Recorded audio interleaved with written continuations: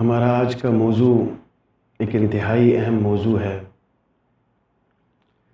جس میں کہ ہم نفسیاتی امراض کی تشخیص پر بات کریں گے۔ اس سلسلے میں جیسا کہ آپ سب جانتے ہیں کہ امریکن سائیکیٹرک ایسوسی ایشن نے ایک مینول وضع کر رکھا ہے، DSM، جس کا 5واں ورژن مارکیٹ میں اویلیبل ہے، DSM-5، diagnostic and statistical manual for mental disorders, اور یہ اس کا 5واں ورژن ہے۔ اس سے پہلے 4 ورژنز آ چکے ہیں، اور لیٹسٹ یہ 5واں ورژن جو اب مارکیٹ میں اویلیبل ہے۔ پاکستان میں DSM کو ایک غیر ضروری اور ایک بے انتہا اہمیت دے دی گئی ہے۔ آج کی اس نشست میں ہم سب سے پہلے امریکن سائیکیٹرک ایسوسی ایشن کے بنائے ہوئے DSM پر تھوڑی بہت گفتگو کریں گے،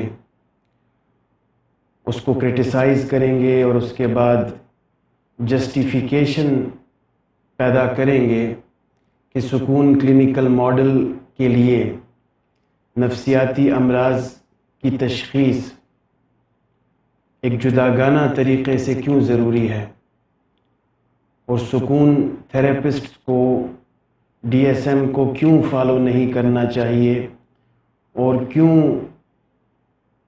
سکون کے ڈائگنوسٹک پروسیجرز کو فالو کرنا چاہیے۔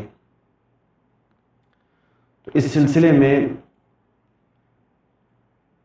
سب سے پہلے ہم DSM-5 پہ بات کرتے ہیں۔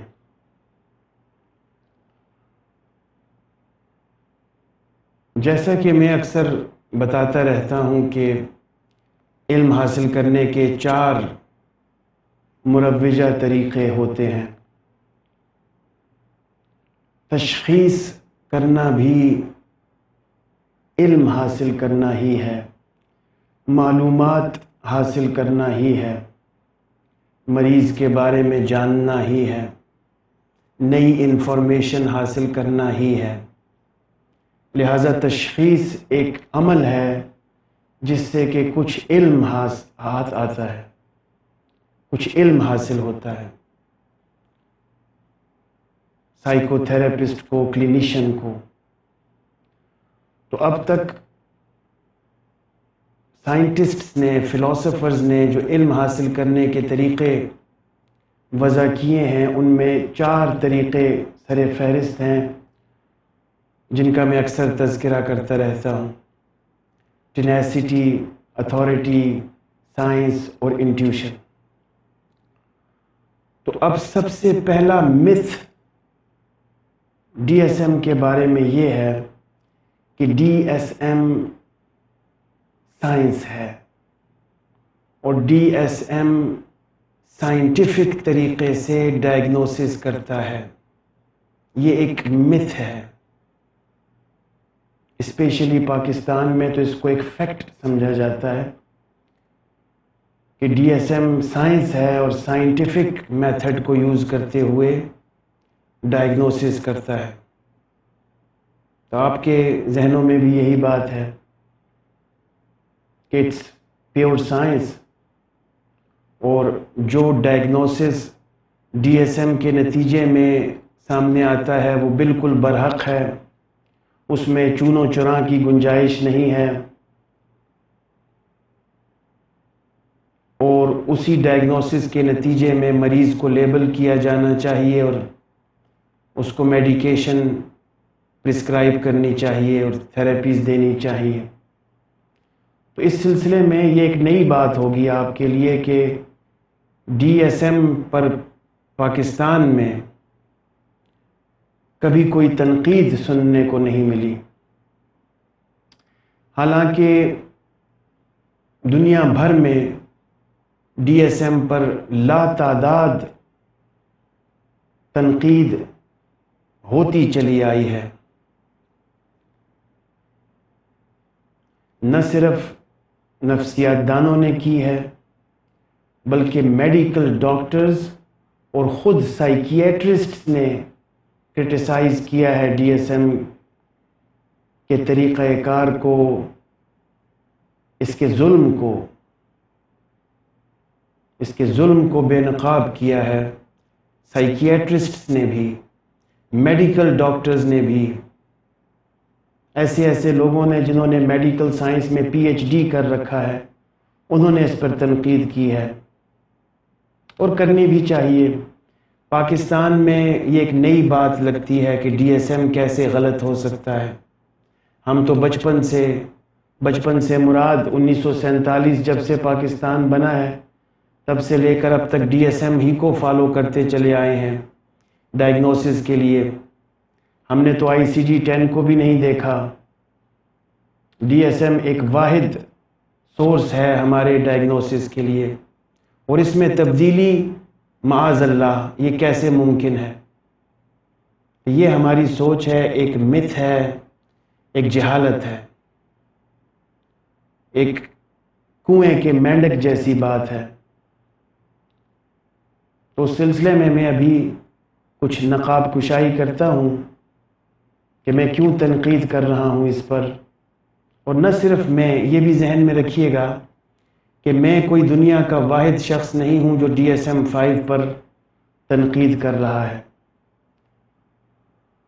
بے تحاشا psychologist, psychiatrist, medical doctors, health professionals, جنہوں نے کتابی صورت میں بھی کتابیں لکھ کر، ریسرچ آرٹیکلز کی صورت میں بھی ڈیفرنٹ جرنلز میں پیپرز پبلش کر کے، اور الیکٹرانکلی ویڈیوز کی شکل میں بھی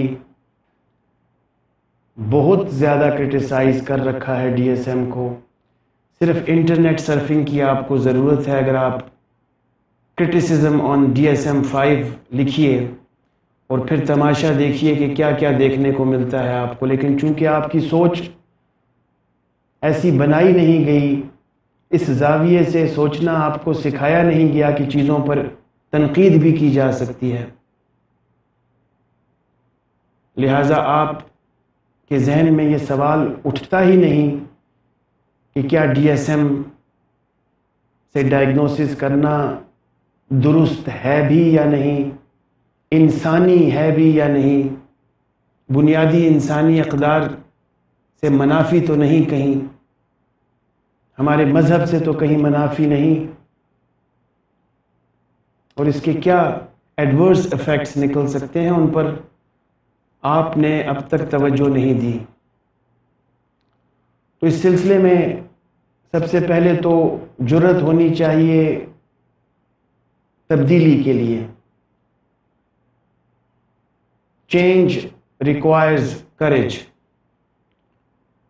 جرأت ہے تو افکار کی دنیا سے گزر جا، ہیں بحر خودی میں ابھی پوشیدہ جزیرے، کھلتے نہیں اس قلزم خاموش کے اسرار، جب تک تو اسے ضرب کلیمی سے نہ چیرے۔ تو یہ حضرت علامہ اقبال نے ماہر نفسیات سے مخاطب ہو کر یہ قطعہ کہا۔ اس قطعے کا عنوان ہے ماہر نفسیات سے۔ یہ آپ لوگوں کے لیے کہا کہ جرأت پیدا کیجئے اور افکار کی دنیا سے گزر جائیے۔ بادی النظر میں جو حقائق نظر آ رہے ہیں یہ اصل حقیقتیں ہرگز نہیں ہیں۔ تو میں عرض یہ کر رہا تھا کہ علم حاصل کرنے کے 4 طریقے رائج ہیں۔ ایک ٹینیسٹی ہے، دوسروں سے سنی سنائی باتوں پر یقین کرنا اور ایمان لے آنا اور انہیں سچ سمجھنا، اور دوسری چیز اتھارٹی ہے، یعنی کسی سبجیکٹ اسپیشلسٹ سے کچھ علم اخذ کرنا، کسی سبجیکٹ اسپیشلسٹ سے، کسی مضمون کے ماہر سے اس مضمون کے کسی ٹاپک کے بارے میں جاننا، اس کو اتھارٹی کہتے ہیں۔ پھر سائنس ہے، جس پر میں ابھی روشنی ڈالتا ہوں. اس کے بعد انٹیوشن ہے، وحی کا علم. تو متھ یہ ہے کہ ہم سمجھ رہے ہیں کہ ڈی ایس ایم سائنس ہے. اب سائنس کی کیا تعریف ہے؟ سائنس وہ علم ہے جو سائنٹیفک میتھڈ کے ذریعے حاصل کیا جائے. Science is that body of knowledge which is attained by applying scientific method. یہ سائنس کی سمپل ڈیفینیشن ہے کہ سائنس وہ علم ہے. سائنس کو عربی میں علم کہتے ہیں، علم کو انگلش میں سائنس کہتے ہیں. لیکن جو ٹرم ہے سائنس، اس ٹرم کی تعریف یہ ہے کہ سائنس وہ علم ہوگا، اس علم کو سائنس کہا جائے گا جو سائنٹیفک میتھڈ لگا کر حاصل کیا گیا ہو. اب سائنٹیفک میتھڈ کیا ہے؟ یہ ایک سٹیپ بائی سٹیپ پروسیس ہے. بعض سائنٹسٹس نے اس کی 5 سٹیپس بتائی ہیں، بعض نے 7 بتائی ہیں. لب لباب یہ ہے کہ سب سے پہلے سائنٹیفک میتھڈ میں ہم کسی چیز کے بارے میں کرٹیکل انالیسس کرتے ہیں، کرٹیکل آبزرویشن کرتے ہیں، پرابلم کو ڈیفائن کرتے ہیں. اس کے بعد ہائپوتھیسائز کرتے ہیں، مفروضہ بناتے ہیں. پھر اس مفروضے کو ایکسپیریمنٹلی یا سوشل کنڈیشنز میں ٹیسٹیفائی کرتے ہیں. دونوں طرح سے، لیب میں بھی ایکسپیریمنٹس کے ذریعے، پیور ایکسپیریمنٹس کے ذریعے اس کو ٹیسٹیفائی کر سکتے ہیں، اور سوشل سائنسز میں فیلڈ میں بھی اس ہائپوتھیسس کو ہم ٹیسٹیفائی کر سکتے ہیں. کہ ٹیسٹیفائی کرنا ضروری ہے، ہائپوتھیسس فارمولیٹ کرنا ضروری ہے، اس سے پہلے کرٹیکل آبزرویشن کرنا ضروری ہے، پھر ہائپوتھیسس کو ٹیسٹیفائی کرنا ضروری ہے، پھر اس کو اینالائز کرنا ضروری ہے. اسٹیٹسٹیکل ٹرمز میں، جیسا کہ ڈائگنوسٹک اینڈ اسٹیٹسٹیکل مینول میں جو اسٹیٹسٹیکل کا دھوکہ ہے، اس سے دھوکہ نہیں کھانا چاہیے. اس میں کوئی اسٹیٹسٹکس انوالو نہیں ہے، صرف نام کی حد تک اسٹیٹسٹکس ہے. تو اینالائز کرنے کے بعد پھر اس کی فائنڈنگز کو پبلسائز کرنا سائنٹیفک میتھڈ کو کمپلیٹ کرتا ہے. تو سائنس وہ علم ہوگا جس کو حاصل کرنے کے لیے یہ سارے مراحل طے پائے ہوں گے. کرٹیکل آبزرویشن ہوئی ہوگی، ہائپوتھیسس فارمولیٹ ہوا ہوگا، ہائپوتھیسس کو ٹیسٹیفائی کیا گیا ہوگا، اس کو اسٹیٹسٹیکلی اینالائز کیا گیا ہوگا، اور اس کے بعد اس کو پبلسائز کیا گیا ہوگا. تو اس علم کو ہم کہیں گے سائنس. اب ڈی ایس ایم کیا غیر سائنس ہے؟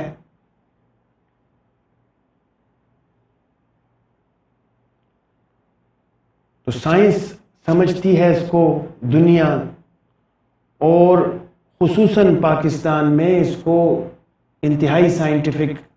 پاکستان میں تو عالم یہ ہے، پاکستان کا عالم یہ ہے کہ یہاں پر ایک اشتہار میں اگر ایک اداکار یہ دکھاتا ہے کہ میں انگلینڈ میں ہوں، اور انگلینڈ کی کوئی لیب ہے، اور اس لیب میں نے وائٹ اورال پہنا ہوا ہے، اور میں وہاں سے نکل رہا ہوں اور یہ ثابت کر رہا ہوں کہ مردوں کے لیے شیمپو علیحدہ ہونا چاہیے اور خواتین کے لیے علیحدہ ہونا، تو ہمارے پاکستانی عوام اس کو سائنس سمجھ بیٹھتے ہیں. چونکہ بادی النظر میں نظر آ رہا ہے کہ اداکار انگلینڈ میں ہے، پاکستان میں نہیں ہے، انگلینڈ میں ہے، اور وائٹ اورال پہنا ہوا ہے جو سائنٹسٹ کی نشانی ہے، کسی لیب سے نکل رہا ہے.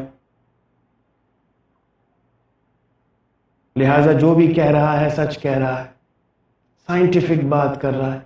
اس طرح کے بہت سے اشتہارات کی مثالیں دی جا سکتی ہیں.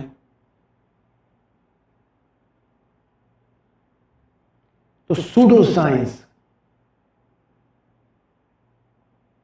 سائنس کا دورہ ہے.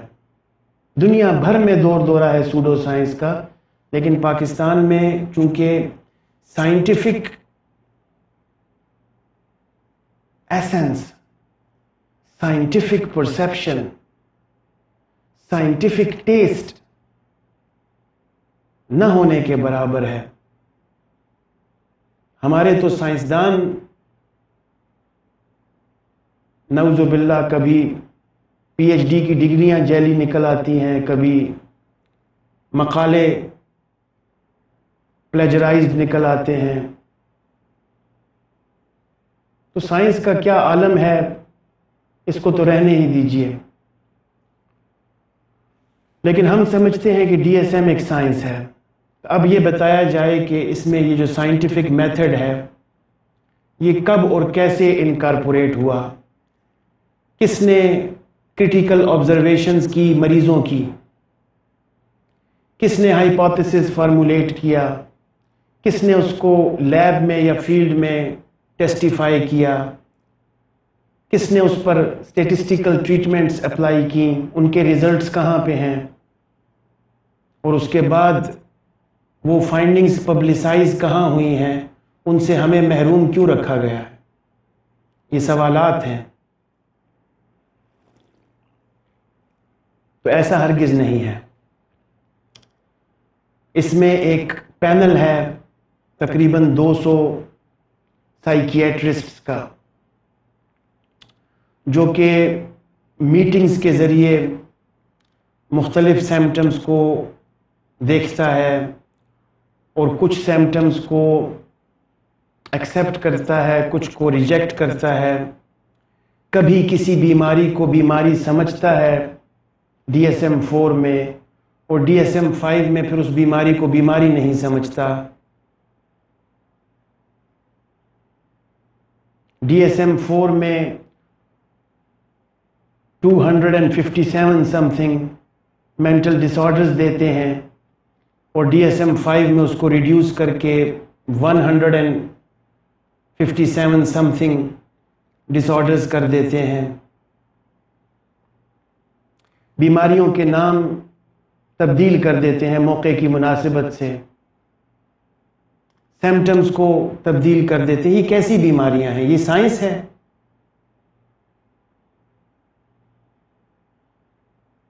یہ کس قسم کی سائنس ہے؟ یہ سوڈو سائنس ہے. اس میں کنسسٹنسی ہی نہیں ہے، اس میں پرماننسی ہی نہیں ہے، اس میں فالسیفائبلٹی نہیں ہے. یہ سائنس ہے ہی نہیں، یہ اتھارٹی ہے. جو علم حاصل کرنے کے میں نے 4 طریقے بتائے، ٹینیسٹی، اتھارٹی، سائنس اور انٹیوشن. تو D S M is based on authority not science. تو 200 پلس سائیکیٹرسٹ جو ہیں، جو کہ فارماسیوٹیکلی فنڈڈ ہیں، وہ اتھارٹی ہیں، سبجیکٹ اسپیشلسٹ ہیں. جو مزاج یار میں آئے کرے، کوئی پوچھنے والا نہیں ہے.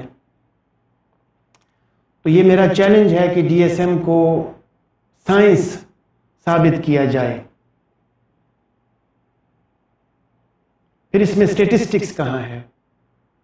ہم نفسیات کے طالب علم پاکستان میں بیٹھ کر یہ خام خیالی کرتے ہیں اور حسن ظن رکھتے ہیں، یہ خوش گمانی کرتے ہیں کہ ہر ڈس آرڈر کے پیچھے کوئی نہ کوئی تحقیق ضرور کی گئی ہوگی، جس میں کہ یہ دیکھا گیا ہوگا کہ چلو دنیا بھر میں نہ صحیح کم از کم امریکہ میں تو کی گئی ہوگی، جس میں یہ دیکھا گیا ہوگا کہ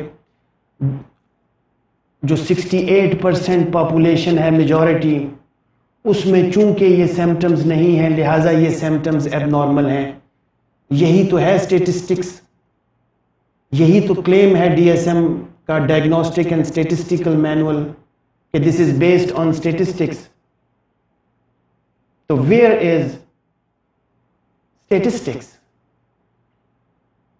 کون سے سرویز ہیں وہ جن میں ہر بیماری کے او سی ڈی ہے, او سی ڈی کے سمپٹمز ہیں, تو پچھلے کن large scale country wide surveys میں یہ تحقیق ہوئی ہے کہ یہ سمپٹمز چونکہ میجورٹی میں نہیں ہیں لہٰذا ایب نارمل ہیں.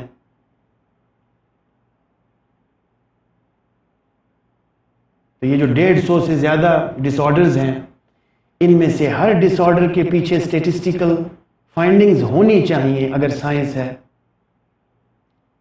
اور یہ جو 1023 صفحوں کی کتاب ہے DSM, اتنا زیادہ اس پہ کام ہو چکا ہے, اس کی بنیاد اگر سائنٹیفک نہیں ہے تو پھر آپ خود سوچئے کہ اس کی اہمیت خاک میں مل جاتی ہے.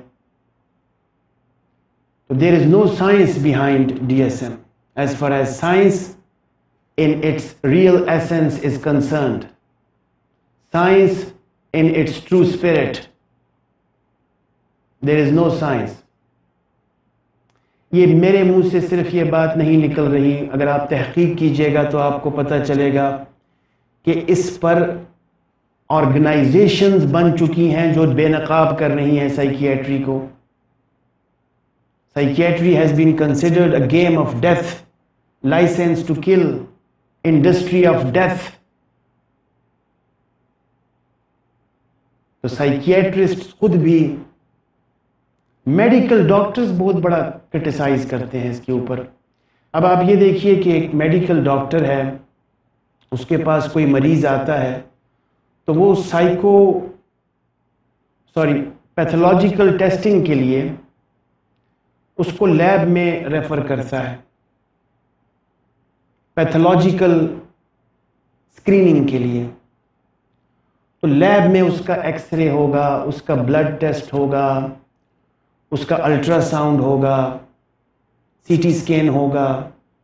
تو یہ وہ سارے ٹیسٹس ہیں, یورین کا ٹیسٹ ہوگا, جس سے کہ کنکریٹ ایویڈنس ہاتھ میں آئے گا اور میڈیکل ڈاکٹر کو یقین ہوگا کہ واقعی جو تشخیص میں کر رہا ہوں وہ 100% ایکوریٹ ہے, اس ٹیسٹ کی بدولت مجھے پتہ چلا.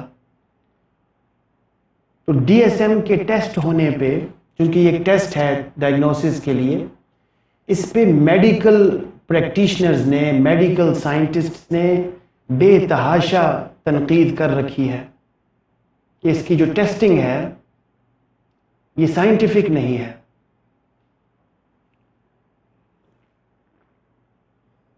اس پر بھروسہ نہیں کیا جا سکتا.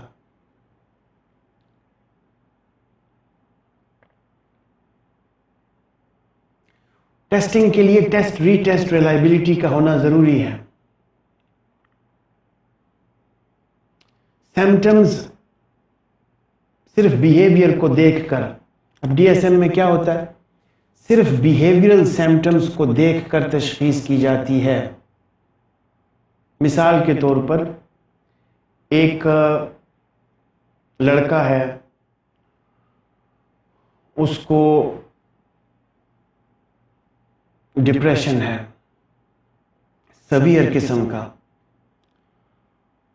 تو اس کی وجوہات یہ ہیں کہ وہ غریب ہے, بے روزگار ہے, بہنوں کی شادیاں کرانی ہیں, گھر میں راشن کم ہے, وغیرہ وغیرہ.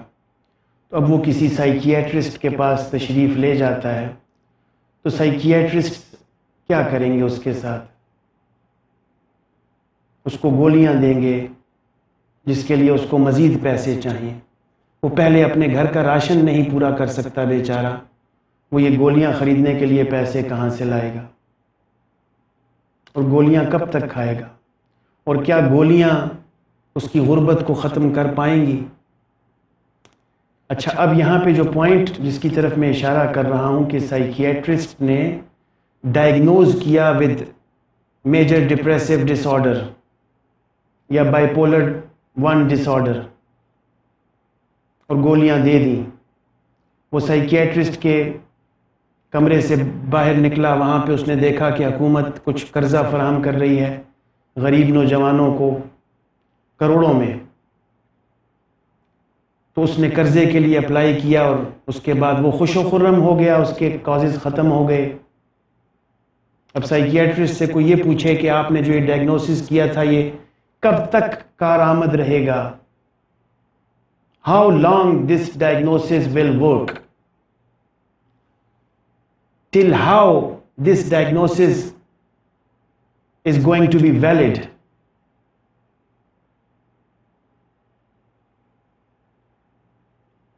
یہ چیز تو میڈیکل پیور میڈیکل ٹیسٹنگز کے لیے بھی کرٹیسزم ہے کہ اگر میں کسی ڈاکٹر سے اپنا بی پی چیک کراتا ہوں یا شوگر چیک کراتا ہوں یا کوئی بھی چیز چیک کراتا ہوں، اس سے میں پوچھتا ہوں کہ ڈاکٹر صاحب یہ بی پی اب کب تک ویلڈ رہے گا، اس کی فریکوینسی اور اس کی ریٹنگز،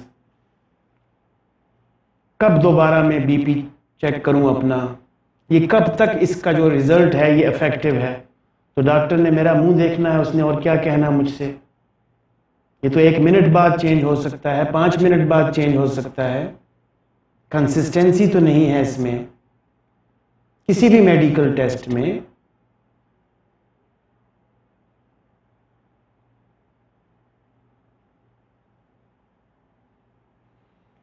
تو جس چیزوں کو ہم سائنس سمجھ رہے ہیں، ہمیں سمجھنا چاہیے کہ سائنس اصل میں ہے کیا۔ تو یہ ایک اتھارٹی ہے، بیسیکلی سائنس نہیں ہے، ڈی ایس ایم۔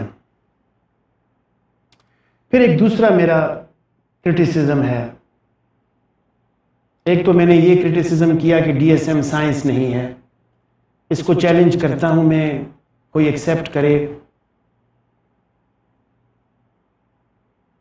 اور اگر آپ تحقیق فرمائیں گے تو بے تحاشا رچ لٹریچر آپ کو ہاتھ آئے گا، اور خود بھی کامن سینس ہے، this is not science, nothing is science in fact. یہ تو ایک اور سٹوری شروع ہو جائے گی اگر میں نے اس کو کھول دیا تو، کہ اس وقت دنیا بھر میں 99% سائنس از سوڈو سائنس۔ یہ تو ایک اور سٹوری ہے جس کو میں ابھی نہیں کھولنا چاہتا، اٹس آل اباؤٹ پروپیگینڈا، لیکن as far as D S M is concern it's not science at all. یہ اتھارٹی ہے، اتھارٹی کی اپنی ایک ویلیو ہوتی ہے، اس کو میں تسلیم کرتا ہوں، لیکن سائنس کم از کم نہیں ہے، اتھارٹی ہے۔ اچھا، دوسرا میرا کرٹیسزم یہ ہے اس پر کہ ایک طرف سے تو نفسیات میں آپ یہ کہتے ہیں کہ انڈیویجول ڈفرینسز برحق ہیں، یعنی نفسیات کا یہ ایک سیٹ پیٹرن ہے، ایک فیکٹ ہے کہ دیر آر انڈیویجول ڈفرینسز۔ کہاں کہاں پہ انڈیویجول ڈفرینسز ہیں؟ انسان کی کگنیشن میں انڈیویجول ڈفرینسز ہوتے ہیں، آئی کیو لیولز ڈفرینٹ ہیں سب کے۔ سائیکالوجی 100% بلیو کرتی ہے کہ ہر انسان کی پرسیپشن دوسرے سے مختلف ہے، 100% بلیو کرتی ہے کہ ہر انسان کی سوشلائزیشن کے پیٹرنز مختلف ہیں، اس کے پیرنٹس کے پیرنٹنگ سٹائلز مختلف ہیں، اس کی اپ برنگنگ مختلف طریقے سے ہوئی ہے، اس کا کلچر دوسرے سے مختلف ہے۔ تو سوال یہ ہے کہ ان سب انڈیویجول ڈفرینسز کو ایکسیپٹ کرنے کے بعد آپ جنرلائزیبلٹی کیسے چاہ سکتے ہیں؟ آپ اسٹینڈرڈائزیشن کیسے چاہ سکتے ہیں؟ آپ کیسے یہ کہہ سکتے ہیں کہ 68% لوگوں کا بیہیویئر اس طرح سے ہے اور ہونا چاہیے، جبکہ دوسری طرف آپ خود تسلیم کرتے ہیں کہ انڈیویجول ڈفرینسز موجود ہیں؟ تو اس سلسلے میں سیلیوٹ الفریڈ ایڈلر کو کیا جانا چاہیے کہ جس نے پہلی دفعہ یہ کہا انڈیویجول سائیکالوجی میں کہ human behavior is unpredictable. Every human has a unique psychology.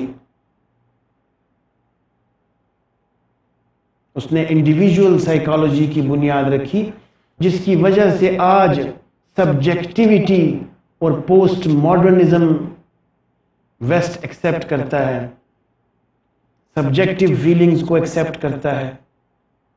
اچھا یہ بھی ایک ساتھ میں لے لیجئے، ایک دماغ کھولنے کی چابی. ایک چابی تو یہ تھی کہ انڈیویجول ڈفرینسز، اس سے ڈی ایس ایم کا تالا کھولنے کی کوشش کیجئے.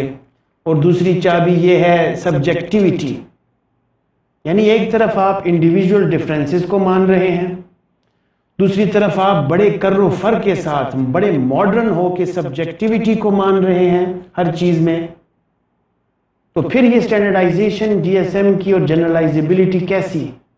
پھر کیوں ایکسپیکٹ کرتے ہیں کہ جو بیہیویئر امریکہ کے انسان کا ہو افریقے کا بھی ہو اور پاکستان کا بھی ویسا ہی بیہیویئر ہو؟ یہ کہاں کا انصاف ہے؟ کلچرل ڈفرینسز ہیں، سوشو اکنامک ڈفرینسز ہیں، پولیٹیکل ڈفرینسز ہیں. ایک امریکن گھر سے نکلتا ہے صبح، شام کو بہترین گاڑی لے کر واپس آتا ہے. پاکستانی نکلتا ہے شام کو، کسی گاڑی کا ایکسل خراب ہے، گوڈا خراب ہے، گٹا خراب ہے. تھوڑی ٹینشنیں ہیں یہاں پہ،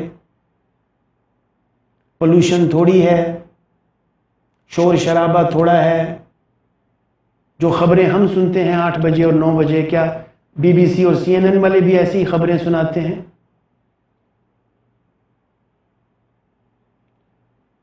ان سب انڈیویجول ڈفرینسز اور پھر کلچرل ڈفرینسز اور پھر سبجیکٹیوٹی کے بعد کوئی تک باقی نہیں رہتی کہ ہم اسٹینڈرڈائزیشن کی طرف اور نارمز کی اسٹیبلشمنٹ کی طرف جائیں، اور وہ بھی نارمز بھی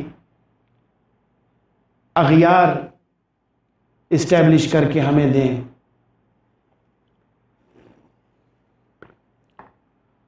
تو پہلی چیز یہ تھی کہ سائنس نہیں ہے. دوسری چیز یہ ہے کہ انڈیویجول ڈفرینسز اور سبجیکٹیوٹی کے ہوتے ہوئے ڈی ایس ایم اپنی افادیت کھو دیتا ہے.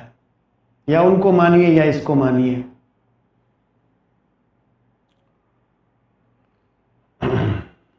اچھا پھر ایک اور چیز کی طرف میں نشاندہی کرتا ہوں. اب ذرا غور سے سنیے گا کہ اس اتنے بڑے ڈائگنوسس کی ہمیں ضرورت کیا ہے. پہلی چیز تو یہ ہے کہ جو پریکٹیکل آبزرویشن ہے پاکستانی پرسپیکٹیو میں، نہ سائیکیٹرسٹ نہ clinical psychologist D S M کو پریکٹیکلی یوز کر رہے ہیں.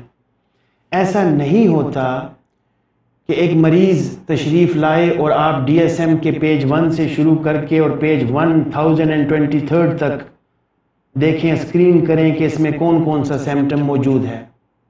ایسا تو نہیں ہوتا. اس پوری کی پوری کتاب کو کون یوز کرتا ہے پاکستان میں؟ نہ سائیکیٹرسٹ کرتے ہیں، نہ سائیکو تھراپسٹ کرتے ہیں. جیسے قرآن پاک طاق میں پڑا ہے، ویسے یہ بھی الماری میں پڑا ہے ڈی ایس ایم.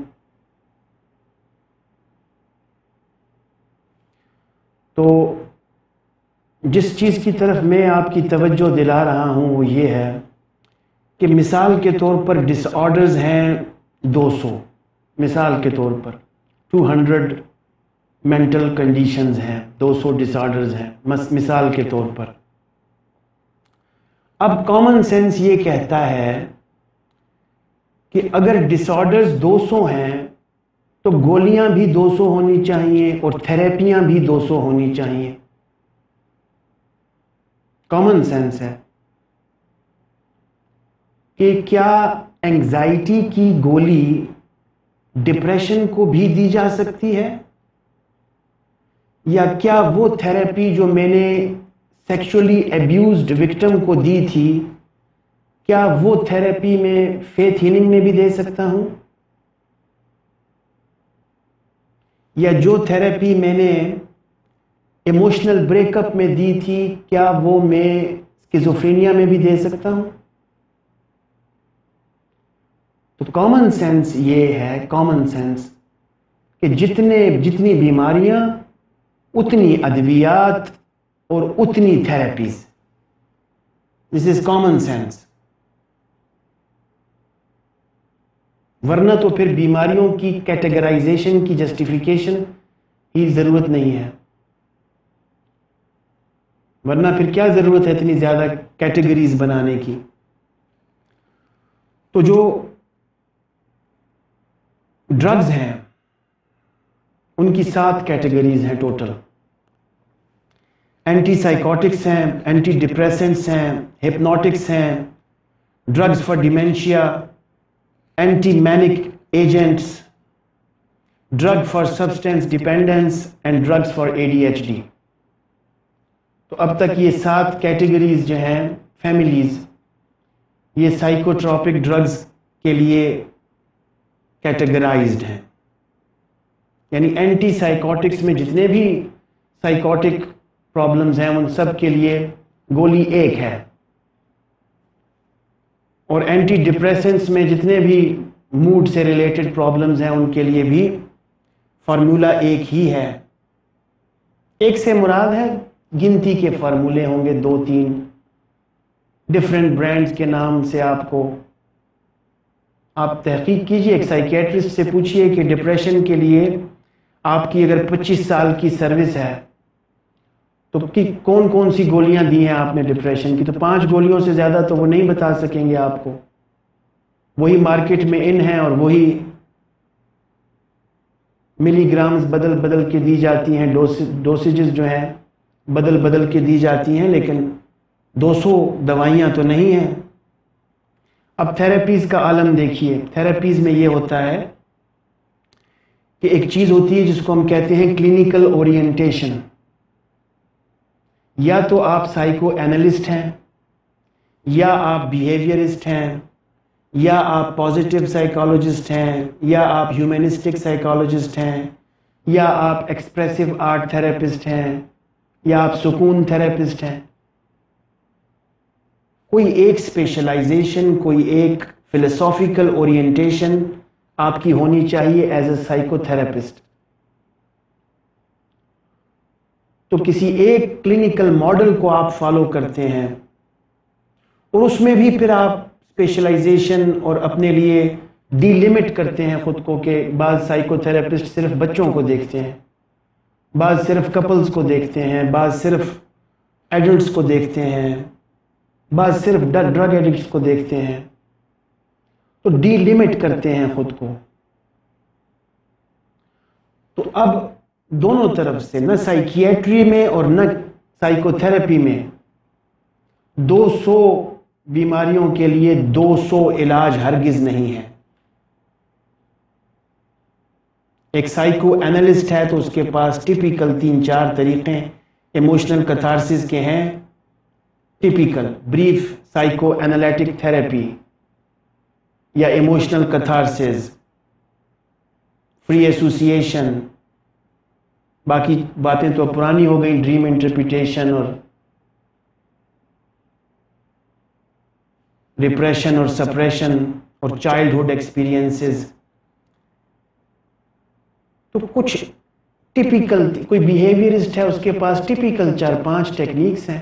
اگر فار ایگزامپل کوئی CBT پریکٹس کرتا ہے تو اس کے پاس بس ایک ٹیکنیک ہے CBT، کاگنیٹیو بیہیویئر تھراپی۔ اب اگر CBT پریکٹیشنر ہے تو اس نے 200 پرابلمز کے لیے CBT ہی دینی ہے، ٹیکنیک تو اس کی ایک ہی ہے۔ تو جب ٹیکنیک ایک ہے تو پھر بیماریاں 200 کیوں ہیں؟ جب گولیاں 7 سے اوپر نہیں ہیں تو بیماریاں 200 کیوں ہیں؟ اگر 200 بیماریاں ہیں تو 200 بیماریوں کا 200 علاج بھی تو ہونا چاہیے، 200 طرح کا علاج۔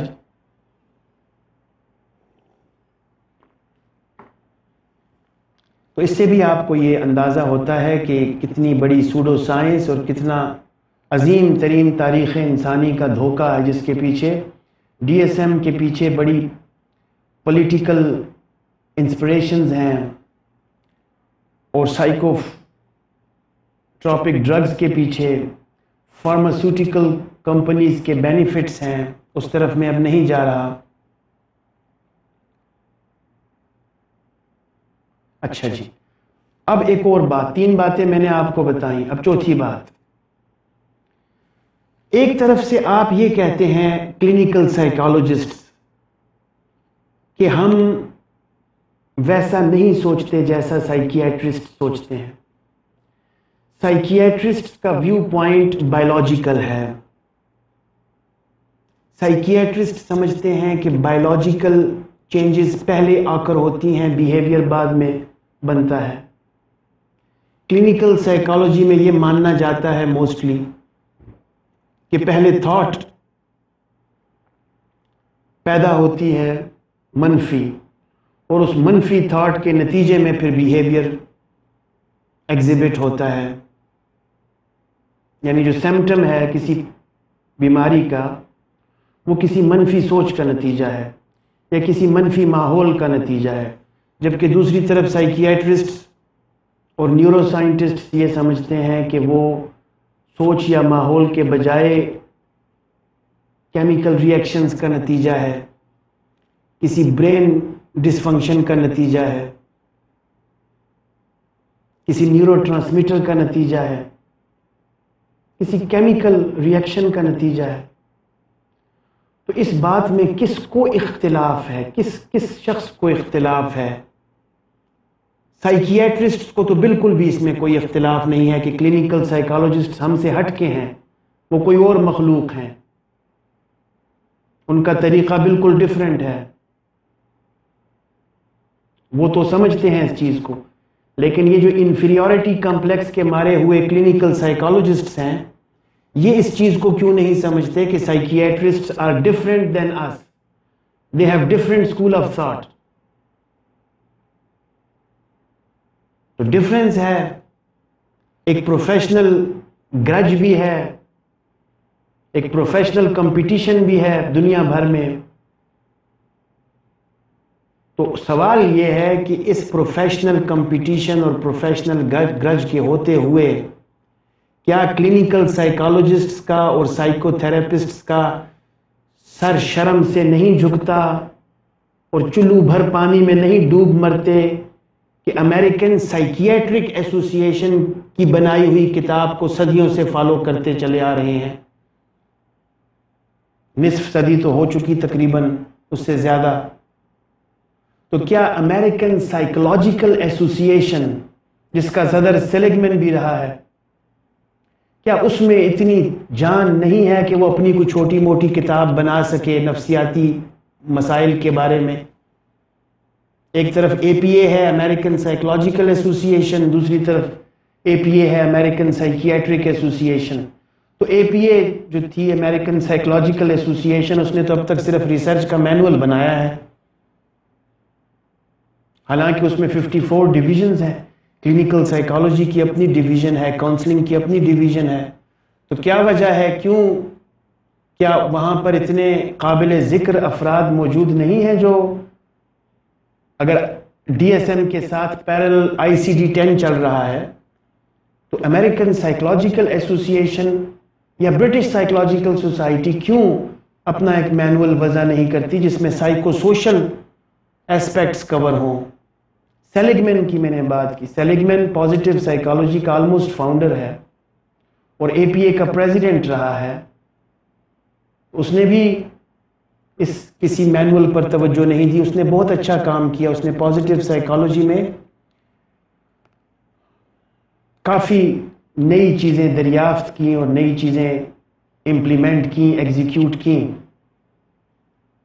لیکن ڈی ایس ایم کے طرز پہ امریکن سائیکولوجیکل ایسوسی ایشن بھی خاموش رہی. یہ نااہلی نہیں تو اور کیا ہے.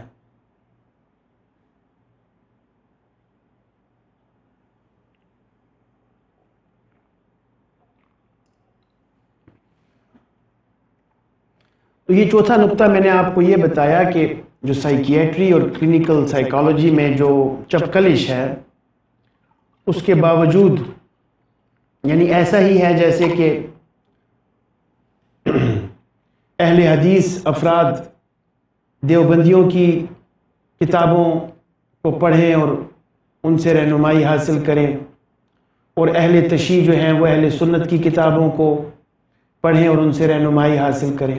یہ اسی طرح ہے بالکل. کہ کلینکل سائیکالوجسٹ جو ہیں وہ سائیکیٹرسٹ کی بنائی ہوئی تشخیص کی کتاب کو فالو کریں، اور دوسری طرف سے یہ بھی کہیں کہ ہم میں نظریاتی اختلافات بھی ہیں، تو یا تو یہ مان لیجئے کہ آپ میں کوئی نظریاتی اختلافات نہیں ہیں، کلینکل سائیکالوجی اور سائیکیٹری ایک ہی چیز ہے، ہم بھی انہی ایزمپشنز پر بلیو کر لیتے ہیں، چونکہ ہم میڈیکل میں جا نہیں سکے، ہمارے نمبر کم آئے تھے، ہمیں وائٹ اورال پہننے کا شوق تھا، لہٰذا مرتا کیا نہ کرتا کہ مصداق ہم سائیکالوجی میں داخلہ ہم نے لے لیا تھا، لیکن اصل سوچ ہماری ویسی ہی ہے جیسی سائیکیٹرسٹ کی ہے۔ یا تو یہ مان لیجئے، اور یا پھر اس انفیریورٹی کمپلیکس سے باہر نکلی۔ یہ جو شواہد اور جو حقائق میں بتا رہا ہوں، ان پر مزید تحقیق کیجئے۔ اچھا، پھر ایک پانچواں نقطہ یہ ہے کہ جتنے بھی نفسیاتی مسائل ہیں وہ سب آپس میں انٹر لنکڈ ہیں،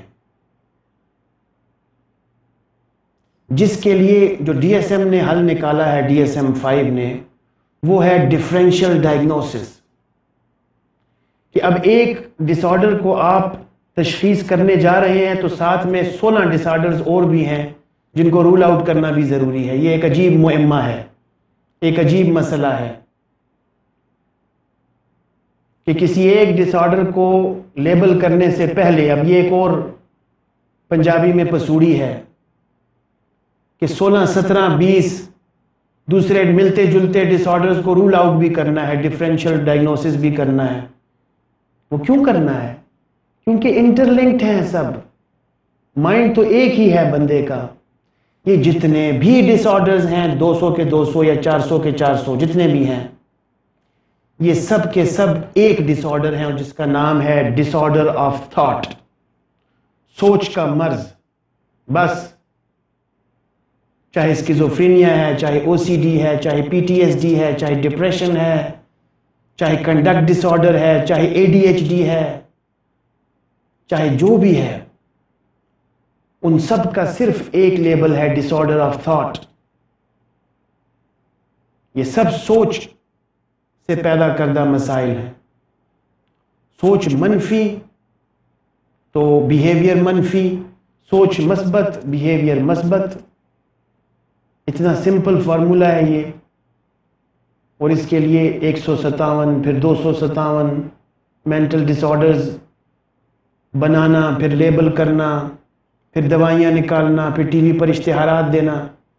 امریکن ٹی وی پر جو اشتہارات آتے ہیں ان دوائیوں کے، وہ آپ دیکھیے تو آپ کے پاؤں کے نیچے سے زمین نکل جائے۔ تو یہ انٹر لنکڈ ہیں پرابلمز، جتنی بھی ڈپریشن انگزائٹی کے ساتھ انٹر لنکڈ ہے، انگزائٹی اسکیزوفرینیا کے ساتھ انٹر لنکڈ ہے، انگزائٹی کنڈکٹ ڈس آرڈر کے ساتھ انٹر لنکڈ ہے۔ ان کو جدا کرنا، لیبل کرنا، بکھیرنا، یہ بہت ہی ناممکن بات ہے۔ بہت ناممکن ہے کہ آپ ڈفرینشیٹ کریں between mental disorders. Differentiation between mental disorders is impossible. اسی لیے آپ کو وہ جو مشکل تشخیص کا طریقہ بتایا گیا ڈفرینشیل ڈائگنوسس کا، وہ اسی لیے ہے کہ آپ کسی ایک خاص ڈس آرڈر کو ہائی لائٹ کر سکیں۔ ادروائز ڈسٹنکشن اور ڈفرینشیشن مینٹل ڈس آرڈرز میں تھیوریٹیکلی اور فلسافیکلی پاسبل ہی نہیں ہے۔ پھر اس کے بعد دنیا اس چیز کو بھی مانتی ہے کہ mental health is a process not a goal. دنیا کا کوئی بھی سائیکیٹرسٹ ایسا نہیں ہے کہ اپنے ڈپریشن کے مریض کو یہ کہے کہ میں نے تمہارا ڈپریشن کا علاج کر دیا ہے، اب کم از کم تمہیں باقی 156 ڈس آرڈرز ہو تو ہوں، لیکن ڈپریشن دوبارہ کبھی نہیں ہوگا کیونکہ یہ میں نے ٹھیک کر دیا ہے. ایسا دعویٰ کوئی بھی نہیں کر سکتا، نہ سائیکیٹرسٹ نہ سائیکو تھراپسٹ. کیونکہ مینٹل ہیلتھ ایک پروسیس ہے مرتے دم تک، یہ ایک گول نہیں ہے. It's not a goal to achieve mental health. It's a process to be at the adequate levels of mental health. آپ نے مینٹین کرنا ہے، مینیج کرنا ہے. مینٹل ہیلتھ کی مینجمنٹ ہے، اس کا علاج نہیں ہے. مینٹل ڈس آرڈرز کی مینجمنٹ ہوتی ہے، علاج نہیں ہوتا. یہ ساری زندگی کا روگ ہے. کبھی سٹریس ہے، کبھی ڈپریشن ہے، کبھی انگزائٹی ہے، کبھی ایموشنل بریک اپس ہیں، کبھی خوشی ہے، کبھی غم ہے، کبھی مینک ایپیسوڈز ہیں، کبھی پینک اٹیکس ہیں. چونکہ ہم دار ابتلا میں ہیں، چونکہ ایگزامینیشن دے رہے ہیں، چونکہ جنت میں نہیں تشریف رکھتے. وَلَنَبْلُوَنَّكُمْ بِشَيْءٍ مِّنَ الْخَوْفِ وَالْجُوعِ وَنَقْصٍ مِّنَ الْأَمْوَالِ وَالْأَنفُسِ وَالثَّمَرَاتِ وَبَشِّرِ الصَّابِرِينَ الَّذِينَ إِذَا أَصَابَتْهُمْ مُصِيبَةٌ قَالُوا إِنَّا لِلَّهِ وَإِنَّا إِلَيْهِ راجعون. ضرور ہم آپ کو آزمائیں گے. کیا؟ کس طرح آزمائیں گے؟ خوف دے کر، یعنی کہ آپ کو انگزائٹی دے کر آزمائیں گے، آپ کو فیئر دے کے آزمائیں گے، فرائٹنڈ کر کے آزمائیں گے. خوف اور کیا ہوتا ہے؟ اور آپ کے انفس میں نقائص پیدا کر کے، یعنی کہ آپ کی سائیکی میں ڈیفیشنسیز اور ڈسٹرکشنز پیدا کر کے ہم آپ کو آزمائیں گے. اور پھر دیکھیں گے کہ آپ صبر کرتے ہیں کہ نہیں کرتے، اور یہ سمجھتے ہیں کہ نہیں سمجھتے کہ ہم اللہ کے لیے ہیں اور ہم نے اللہ کی طرف لوٹ کے جانا ہے. تو یہ تو تقدیر کا حصہ ہے مینٹل ڈس آرڈرز، جس طرح میڈیکل پرابلمز بھی تقدیر کا حصہ ہیں.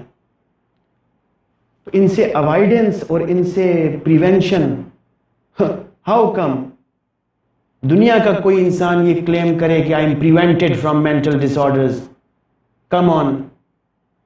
کوئی بل گیٹس کرے، کوئی اور امیر ترین شخص کرے یہ کلیم، کوئی طاقتور ترین شخص یہ کلیم کر کے دکھائے کہ I M 100% prevented from mental disorders. Come on.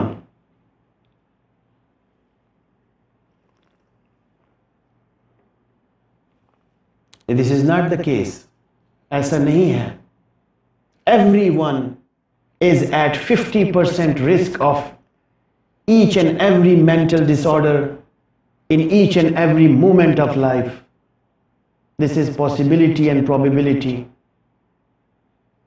Death possible ہے. Every upcoming second can be the second of death scientifically. تو یہ اتنی بڑی سوڈو سائنس جس کا کہ میں نے آپ کو کچھ تلخ الفاظ میں گرم جوشی کے ساتھ تذکرہ کیا، یہ صرف آپ کو سینسٹائز کرنے کے لیے تھا کہ خدا را تقلید کا لباس اپنے اوپر سے اتار دیجئے اور اس بوجھ سے جان چھڑائیے، تقلید کے بوجھ سے جان چھڑائیے. دوسروں کی، اور دوسرے کون؟ اغیار سائیکیٹرسٹ، اور وہ بھی مغربی سائیکیٹرسٹ، نان مسلمز، ان کی تقلید سے جان چھڑائیے اور سائنسدان بنیے. خدا کے لیے سائنسدان بنیے. یہ نہیں کہ مذہبی بنیے اور فنڈامنٹل بنیے اور آرتھوڈاکس بنیے اور لکیر کے فقیر. نہیں، سائنسدان بنیے. سائنس آپ کا مضمون ہے. سائنس کو سمجھیے. سائنس کیا ہے؟ کیا ڈی ایس ایم سائنس ہے؟ تو سائنٹسٹ بنیے، سائیکو تھراپسٹ واقعی بنیے. اچھا یہ بھی بتاتا چلوں، دنیا میں اگر 100 سائیکالوجسٹ ہیں تو ان میں سے 50 جو ہیں وہ کلینکل سائیکالوجسٹ، باقی 50 کا تو یہ ڈی ایس ایم کا مضمون ہی نہیں ہے۔ اب ایجوکیشنل سائیکالوجسٹ کو کیا لگا ڈی ایس ایم سچ ہے کہ جھوٹ ہے، انڈسٹریل سائیکالوجسٹ کو کیا لگا اس کا تو علاقہ ہی نہیں، اس کا انٹرسٹ ہی نہیں ہے۔ تو 50% نفسیات دانوں کا تو انٹرسٹ ہی نہیں ہے ڈی ایس ایم میں۔ اچھا، پھر جو باقی 50% کلینکل سائیکالوجسٹ ہیں ان میں سے کتنے پازیٹیو سائیکالوجسٹ ہیں جن کا ڈی ایس ایم میں کوئی انٹرسٹ نہیں، وہ تو بیماری کو مانتے ہی نہیں، النس کو مانتے ہی نہیں، نیگیٹیوٹی کو مانتے ہی نہیں، فوکس ہی نہیں کرتے اس پہ۔ کبھی دیکھا کسی پازیٹیو سائیکالوجسٹ نے ڈی ایس ایم سے ڈائیگنوز کیا ہو؟ پھر جتنے ایکسپریسو آرٹ تھراپسٹس ہیں، پلے تھراپسٹس ہیں، ان کو کیا لگا ڈی ایس ایم سے؟ تو صرف اور صرف بیہیویئرسٹ ڈی ایس ایم کو بائبل سمجھ بیٹھے ہیں۔ اچھا، یہاں پہ ایک اور بھی نقطہ بہت ضروری ہے کہ چونکہ ویسٹ میں ہیلتھ انشورڈ ہے اور سائیکو تھراپی بڑی ایکسپینسو ہے، لہٰذا ہیلتھ انشورنس کمپنیز کو کچھ کوڈز درکار ہوتے ہیں جن کے بیسس پہ وہ کچھ بیماریوں کو کور کر سکیں، فائنینشلی انشورڈ کر سکیں، اپنی انشورنس میں کچھ بیماریوں کو کور کر سکیں جو سیریس بیماریاں ہیں اور کچھ کو چھوڑ سکیں۔ تو ان ہیلتھ انشورنس کمپنیز کی ریکوائرمنٹ ہے کوڈنگ، لیبلنگ، لہٰذا وہاں پر اس چیز کی ایکسیپٹنس اور امپورٹنس زیادہ ہے۔ کسی کو لیبل کرنا، ڈائیگنوز کرنا اور کوڈ دینا کہ یہ کوڈ ہے آپ کا بھائی جان، دیکھ لیجئے آپ یہ آپ کی ہیلتھ انشورنس میں کور ہے کہ نہیں ہے۔ Otherwise psycho therapy is very expensive, یہاں پہ نہیں ہے 500 روپے میں مشاورت کروا لیجئے، ایسا نہیں ہے۔ ایسا ہوا کرتا تھا 1970 میں، 70 کی دہائی میں امریکہ میں بھی یہی حالات تھے، آدھے ڈالر میں تھراپی کروا لیجئے، $1 میں کروا جائیے تھراپی، جس طرح آج کل یہاں پہ 50 روپے میں، 100 روپے میں پرچی لیجئے اور تھراپی کروا لیجئے۔ یعنی ایک کلینکل سائیکالوجسٹ کی تنخواہ 30,000 روپیہ ہے اور وہ تقریباً 15,000 پیشنٹس کو مہینے میں دیکھ لیتی ہیں بڑے آرام سے۔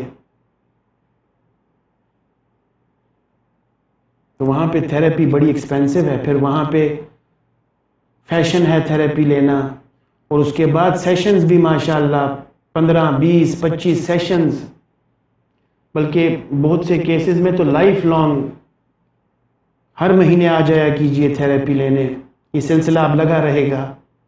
جیسے سائیکیٹرسٹ فرماتے ہیں کہ اب یہ گولیوں کا سلسلہ زندگی بھر کے لیے لگا رہے گا، جیسے شوگر ہوا اب ساری زندگی گولیاں لینی ہے، بی پی ہوا ساری زندگی لینی ہے گولیاں، اسی طرح ان مینٹل ڈس آرڈرز میں سے کوئی ڈس آرڈر ہو گیا اب گولیاں ساری زندگی لینی ہے، کم یا زیادہ۔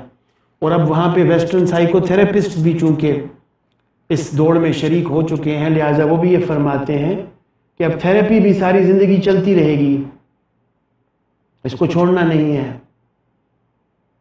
یہ ایک فیشن ہے۔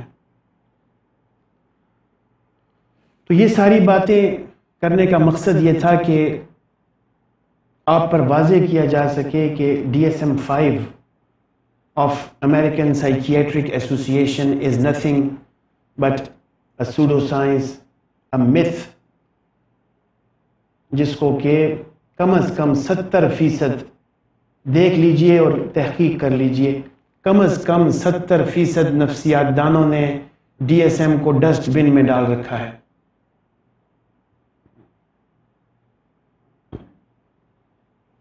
اب پاکستان میں سوچ بدلنے کی ضرورت ہے۔